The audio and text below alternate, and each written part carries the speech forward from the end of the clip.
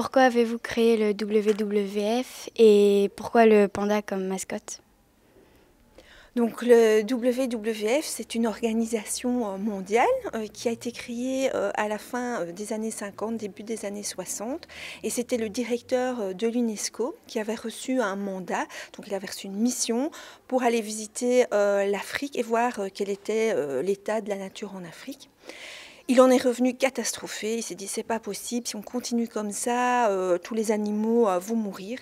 Il faut qu'on prenne des mesures, qu'on crée un mouvement pour rassembler de l'argent et protéger les animaux en Afrique. Et puis bon ben voilà, c'est comme ça que le mouvement est né en 1960.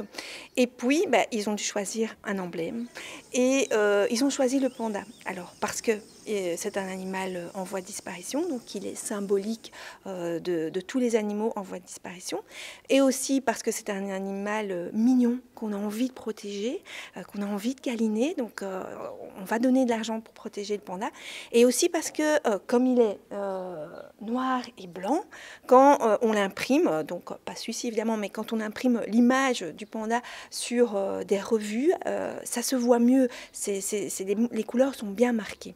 Et d'ailleurs ici sur le poster, pardon, excuse-moi, on voit bien l'évolution du logo. On voit donc au début comment ils ont réfléchi pour mettre ce panda le mieux possible en mouvement. Et on voit alors que depuis 1961, finalement, il n'a pas beaucoup évolué, tellement c'est un symbole fort et qui marque bien les gens.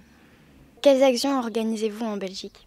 Eh bien, on fait plusieurs actions. Tout d'abord, on fait des campagnes de sensibilisation, de communication, pour sensibiliser les gens à adapter leur comportement pour qu'ils soient, leur comportement donc plus neutre, plus doux pour la nature. Et c'est le cas avec la campagne à laquelle vous avez participé, donc de Earth Hour, où on invite les gens à couper l'électricité pendant 1 heure pour montrer qu'ils ont envie que ça change, qu'on prenne des mesures en faveur du climat et de l'environnement.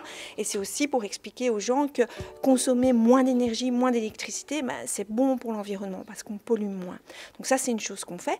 On fait aussi des actions dans les écoles, donc on va donner des animations, on fait du matériel pédagogique pour les enseignants, pour les enfants comme toi. On va aussi près des politiciens, on fait du plaidoyer, ce qu'on appelle aussi du lobby politique.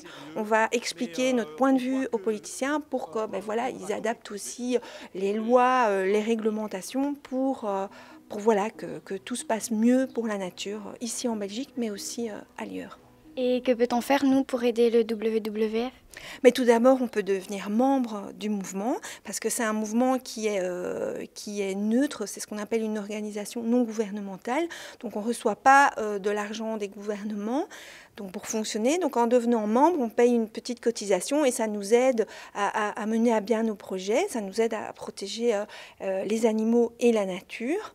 Ça, c'est une manière d'agir, mais on peut aussi signer des pétitions. Donc quand il y a vraiment des causes importantes à défendre, donc par exemple, on a eu une pétition aussi il n'y a pas longtemps sur la protection des océans, parce que beaucoup de poissons qu'on consomme, qu'on mange sont surpêchés. Et donc on a fait une campagne et les gens pouvaient signer notre pétition. Donc il est toujours possible de signer les pétitions. C'est une autre façon de nous soutenir et de surtout soutenir la nature. Merci beaucoup et voilà, au revoir. Au revoir et merci de nous avoir accueillis. On était contents de venir. Il faut que tu respires. Et ça c'est rien de le dire. Tu vas pas mourir de rire. Et c'est pas rien de le dire.